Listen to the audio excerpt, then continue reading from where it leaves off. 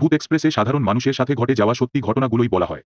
যারা ভূতে বিশ্বাস করেন না তাদের আমরা বিশ্বাস করতে বলবো না, কারণ ভূত আছে কি নেই সেটা যাদের সাথে ঘটনা ঘটেছে তারাই বলবে। তাই ভূত এক্সপ্রেসের ঘটনাগুলোকে বিনোদন হিসেবে নেওয়ার অনুরোধ রইল।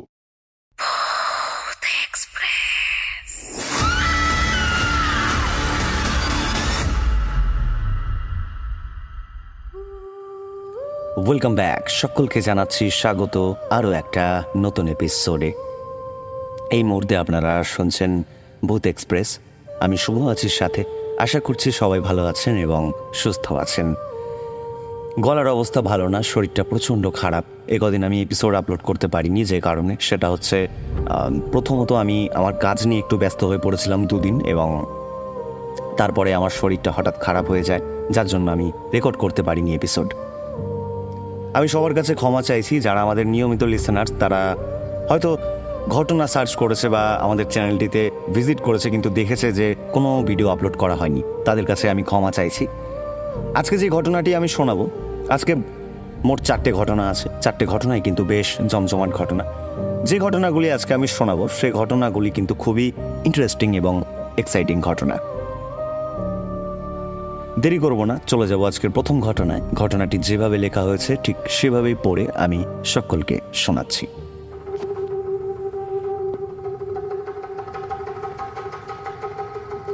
ঘটনা লিখেছেন বিপ্লব দাস। তিনি যেভাবে ঘটনাটি লিখে পাঠিয়েছেন ঠিক সেভাবেই পড়ে আমি সকলকে শোনাচ্ছি। তিনি লিখেছেন, ঘটনাটি প্রায় 8 বছর আগের। আমাদের গ্রামের এক প্রতিবেশীর সাথে এই ঘটনাটি ঘটে। ওনার নাম আমি গোপন রেখে ঘটনাটি লিখছি।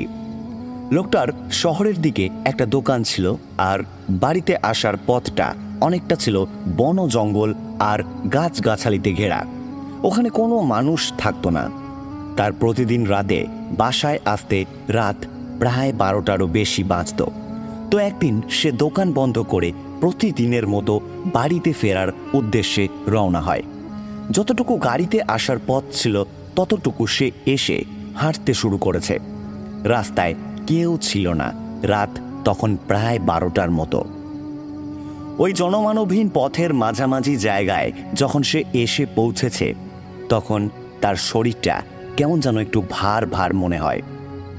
সামনে রাস্তার দুপাশ ঘিরে আছে জোড়া তাল গাছ। ওইখানে খারাপ কিছুর ছায়া আছে, সে এটা আগের থেকেই জানত।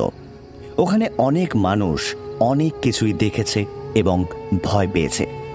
তখন সে মনে মনে ভাবছিল, এই জায়গাটা পার হতে পারলেই হয়। সে যখন ওই জোড়া তালগাছের রাস্তা দিয়ে যেতে লাগলো, তখন একটা ভয়ানক শব্দ সে শুনতে পেল। শব্দটা ঠিক ওই তাল গাছের উপর থেকেই আসছিল।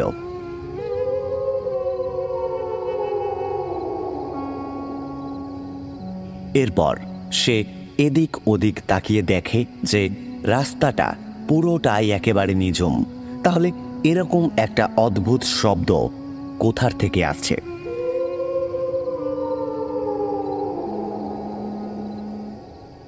এই ভেবে যখন সে ওই তাল গাছের উপরের দিকে তাকায়, তখন সে দেখে বিকট চেহারার একটা অবয়ব, একেবারে কুৎসিত চেহারার একটা লম্বা অবয়ব।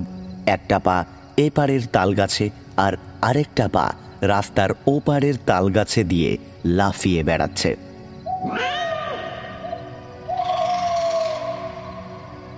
আমাদের প্রতিবেশী সেই লোকটি ভীষণ সাহসী ছিলেন। ওই অবয়বটিকে দেখে মনে কিছুটা সাহস নিয়ে সেই লোকটি চিৎকার করে বলে যে, আমার পথ ছাড়, আমায় যেতে দে এখান থেকে। লোকটির কথার উত্তরে সেই অবয়বটি বলে, সাহস থাকে তো আমার পায়ের তলা দিয়ে যা।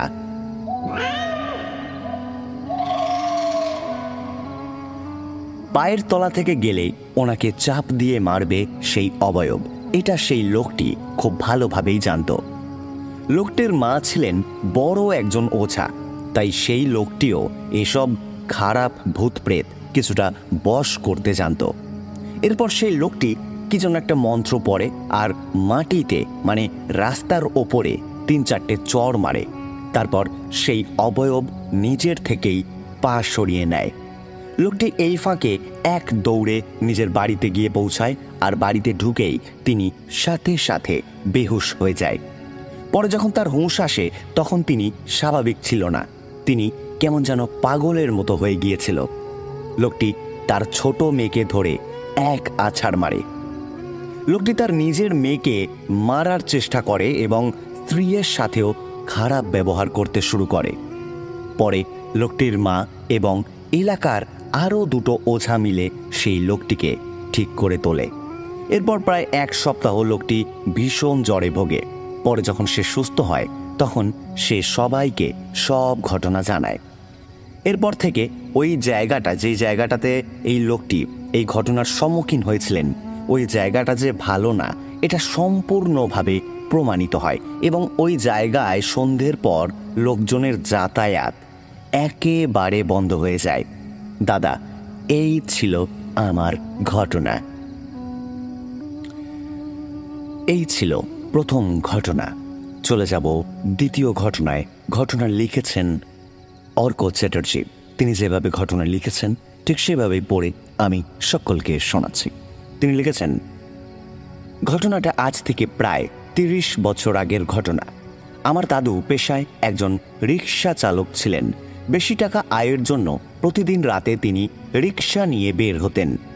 এরকমই একদিন রাতে দাদু রিক্সা নিয়ে আমাদের গ্রাম থেকে প্রায় 5-6 মাইল দূরের একটা স্টেশনে কিছু লোককে ভাড়ায় নিয়ে গিয়েছিলেন। পরে যখন তিনি বাড়ির দিকে ফিরে আসছিলেন তখন প্রায় রাত 2 কি 3টে।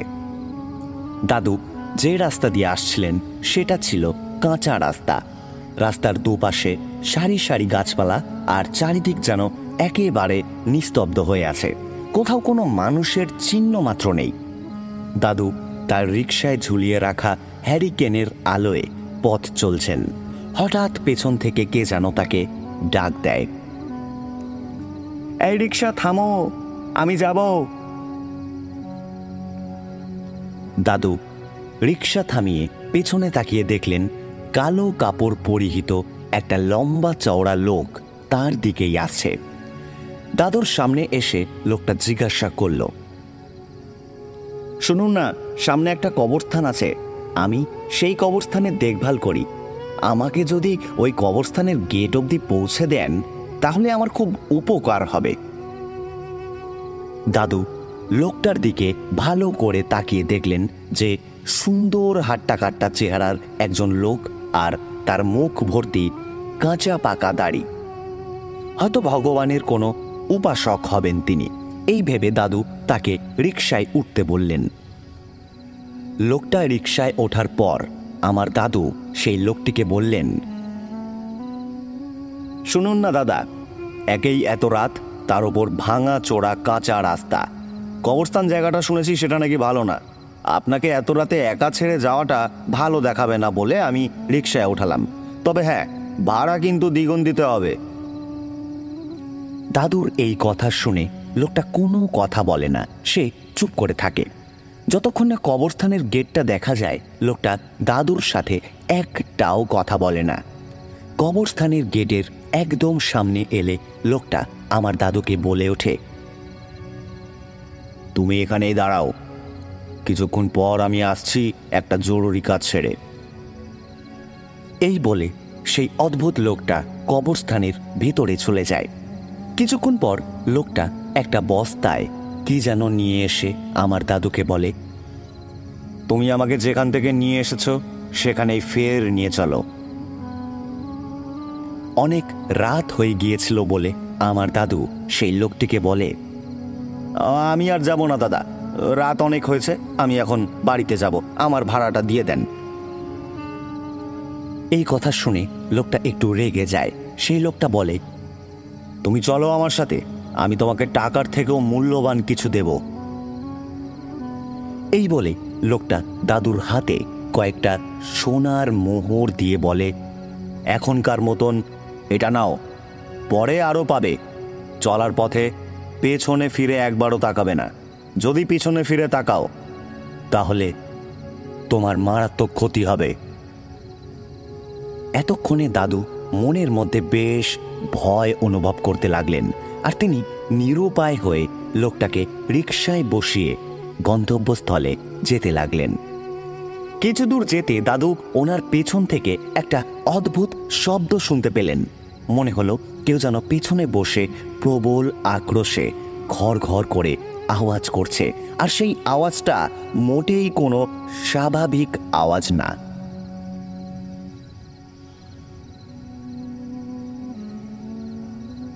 অনেকক্ষণ ধরে দাদু শব্দটা শুনতে পাচ্ছিলেন বলে পেছনে কি হচ্ছে এটা দেখার জন্য তার মনটা ব্যাকুল হয়ে পড়ে।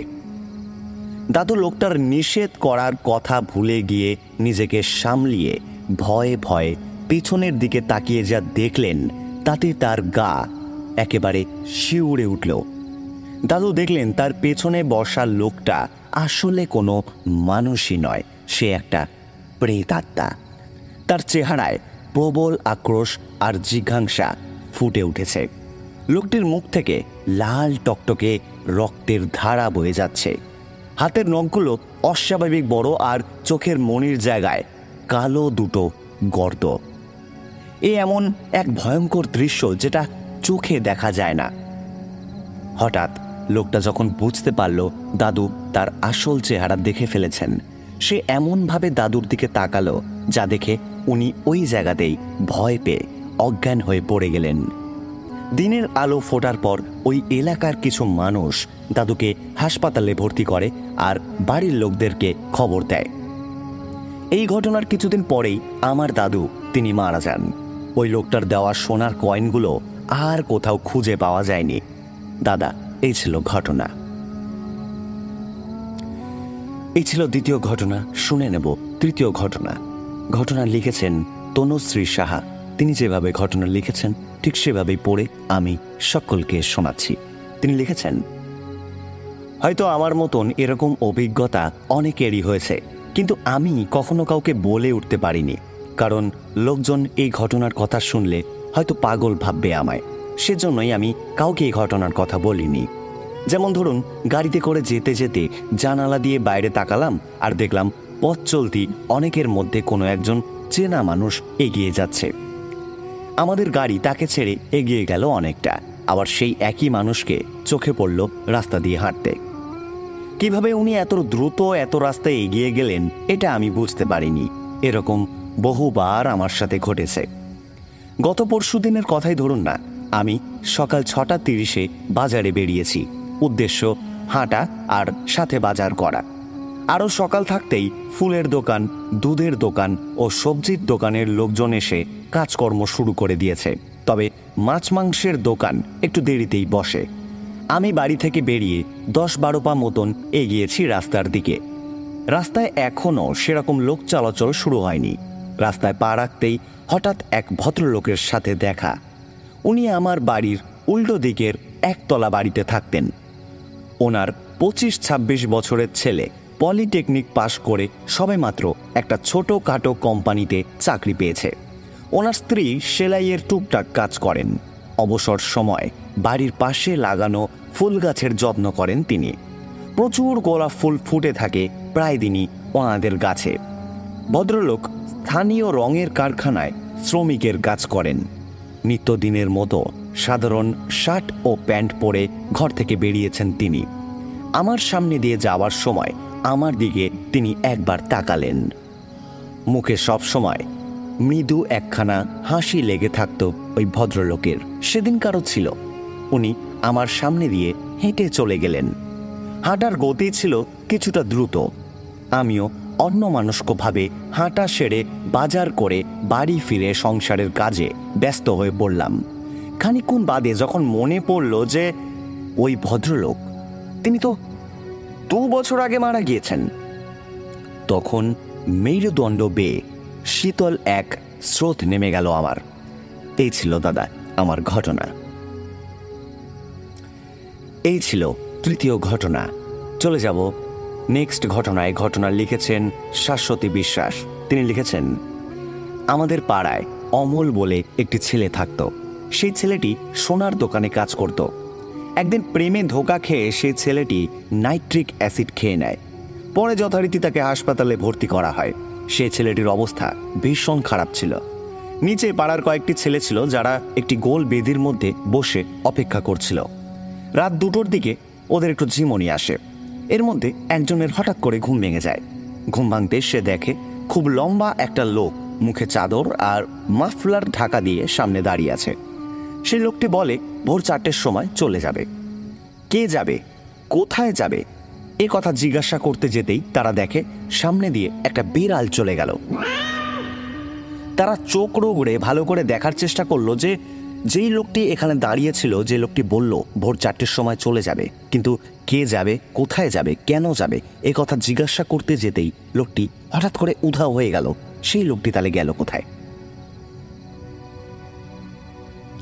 ঘড়ির কাঁটায় যখন ভোর 4টে বাজে, হঠাৎ করে খবর আসে অমল মারা গিয়েছে।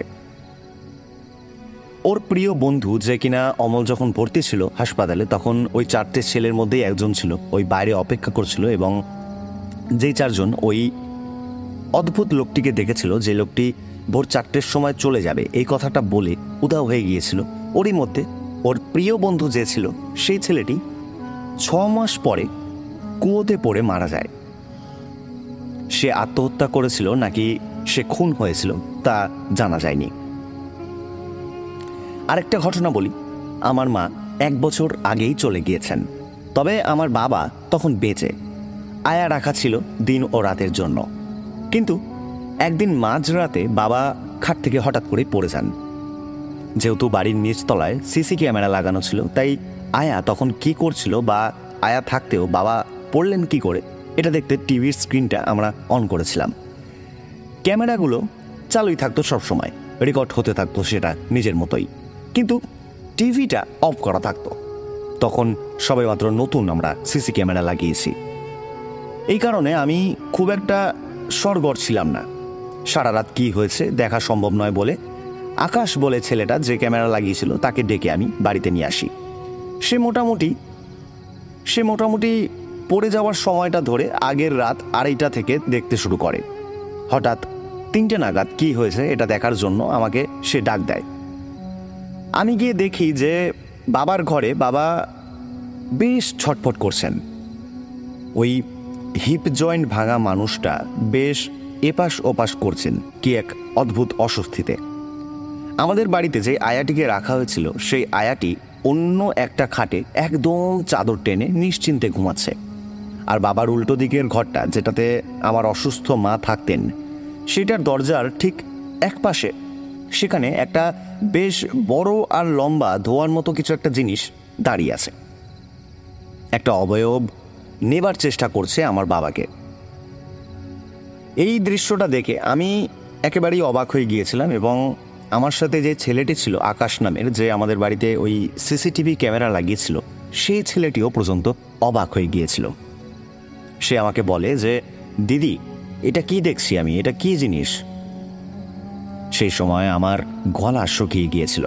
তাও বলি, আগে দেখা যায় ওই ঘরের দরজার পর্দাটা পরিপাটি করে টানা, তখন ঘড়ির কাঁটায় 2:45 মতো বাজে, আর ওই সময় কিছুটা এক পাশে সরানো ওইখানে ওই ধোয়া মতো জিনিসটা দাঁড়িয়ে আছে। তার 2 থেকে 3 সেকেন্ড পরেই দেখলাম যে আমার বাবা বিছানা থেকে পড়ে গেল। কিন্তু আমাদের ওই বাড়ির আয়াটা তখনও অঘরে ঘুমাচ্ছিল। তারপর ওর ঘুম ভেঙে যায় আর সে দৌড়ে গিয়ে আমার বাবাকে তুলে আনে। এই ঘটনা আমি আমার বাবাকে কখনোই জানাইনি, কিন্তু আমার বাবা যদি চাইতো আমাদের বাড়িতে যে আয়াটিকে রাখা হয়েছিল সে আয়াটিকে কিন্তু ডাকতে পারতেন। সেদিন আমার বাবার অবস্থা জানি না কি হয়েছিল, আমার বাবা হাজার চেষ্টা করেও আমাদের ওই আয়া দিদিকে ডাকতে পারেননি। আর কি করে অত বড় খাট থেকে বাবা পড়ে গিয়েছিলেন সেটা আমি আজও জানতে পারিনি। দাদা, এই ছিল ঘটনা।